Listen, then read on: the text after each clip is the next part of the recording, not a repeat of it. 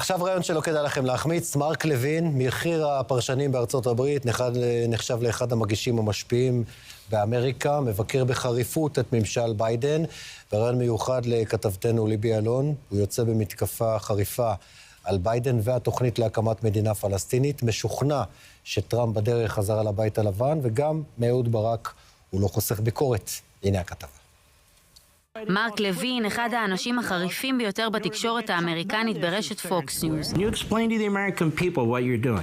יהודי אמריקני, ידוע בשל דעותיו השמרניות, והיותו מבקר חריף של המפלגה הדמוקרטית. היום תפסנו אותו לרעיון בלעדי ראשון. Mark Levine, thank you so much for being with us today. Great honor, thank you. I love watching your channel, by the way. So what do you think about the pressure that the Biden administration is putting on Israel to end the war? Instead, the Biden administration pushing for a fast international plan to establish a Palestinian state as soon as possible. How should Israel work with the American government under this pressure? Well, first of all, that's absolute insanity. Unless Israel wants to commit suicide, it should never listen to the Biden administration. And you see, he is absolutely the worst president in American history for Americans, and so he's the worst president in American history for Israelis. Let me explain. This two-state solution is a final solution for Israel, especially given what's been taking place. You have an administration, the Biden administration, that is meeting with terrorists. You see him meeting with and talking to the head of Qatar, which has funded Hamas. Qatar is the main funder, along with Iran, of Hamas. That is shameful. What do you think Biden should have done differently? Resigned. That would have been a good start right there. Biden is really speeding towards the finish line with this push for a Palestinian state. As I said, there can be a Palestinian state. It's called Jordan. You want a Palestinian state? It's right there. It's called Jordan. You got your Palestinian state. But the truth is, Biden is not going to listen to me. He's not going to listen to you folks. He's not going to listen to anybody except the radicals who are pushing this agenda. And many of them, just so people understand, are from the Obama administration. מרק דואג להסביר לעולם מה הבעיה עם הממשל האמריקאי הנוכחי והיחס לישראל, ולא פחות מכך, איך הממשל האמריקאי עובד מאחורי הקלעים כדי לקדם יחסים עם מדינות טרור. So you're fighting a two-war front now, a two-front war. You've got the usual terrorists in terrorist countries, and you have American diplomacy. You actually have Blinken coming to the Middle East trying to organize the Arab countries against Israel.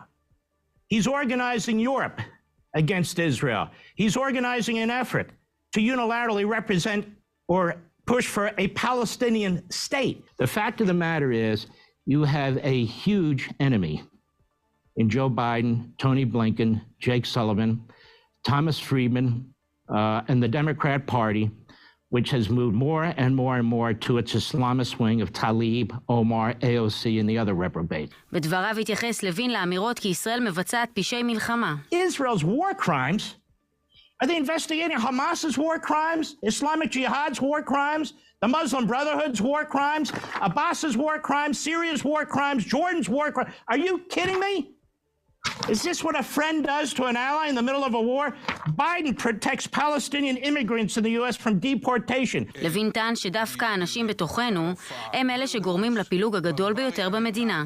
When you have a guy like Ehud Barak, a failed former prime minister who's detested by the vast majority of the Israeli people, going all around the United States and Europe, acting like he's the rational, moderate, peacemaker spokesman for the Israeli people, where he spends 90% of every interview really smearing your prime minister in the most horrific ways.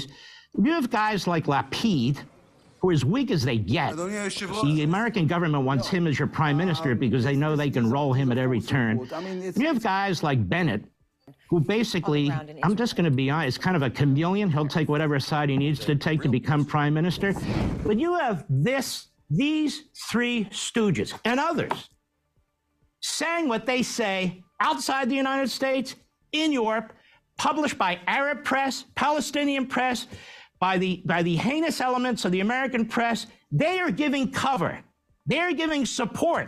And I want the Israeli people and those three to know, to the anti-Semites of the United States of America, to the Democrat Party in the United States and America.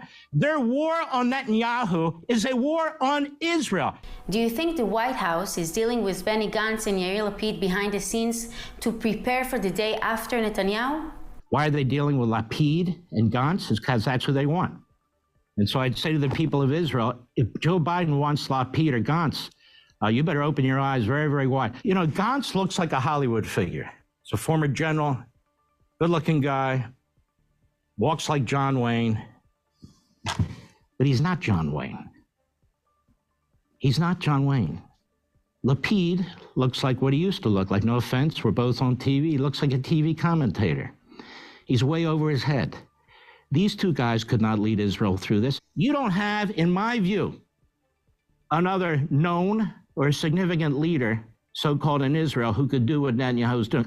What do you think about the aid plan that the Senate wants to pass? The Republicans know they can't pass it this way. Okay, so they break it out and say, okay, just funding for Israel. So Biden says, no, I want all the rest of it. Israel's just a piece of it. And by the way, a small piece of it.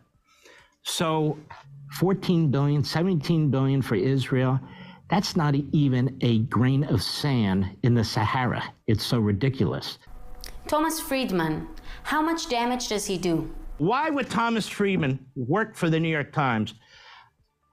Because he's a self-hater, that's why. And the things that he writes has influenced in the Biden administration and the Democrat Party, even though I find his columns to barely be literate, quite frankly. A guy who sits on his ass in his office at the Holocaust-denying New York Times, sitting there deciding what the Middle East should look like. Well, who voted for him? Who elected him? Nobody. What do you think will happen in the U.S. election in November? Well, I'm not Nostradamus. I'll give it a shot. I hope Trump wins, but they're trying to put him in prison. That's the problem with the Marxist left. That's what they do. So he's fighting that. But that said, I think Trump will win ultimately. I pray to God. לוין מדגיש את התמיכה הרחבה של האמריקאים בישראל.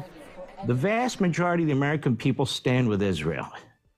It doesn't matter what they march in New York or march in LA or march in Washington, D.C. There's a big America out there from sea to shining sea.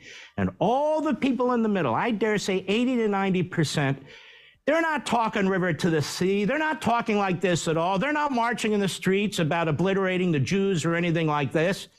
They are pro-Israel, the vast majority of America. Mark Levin, thank you so much for this interview. Much appreciated. We love you here in Israel, and we hope to see you in Israel as soon as possible. Take care. God bless you. We thank you very, very much.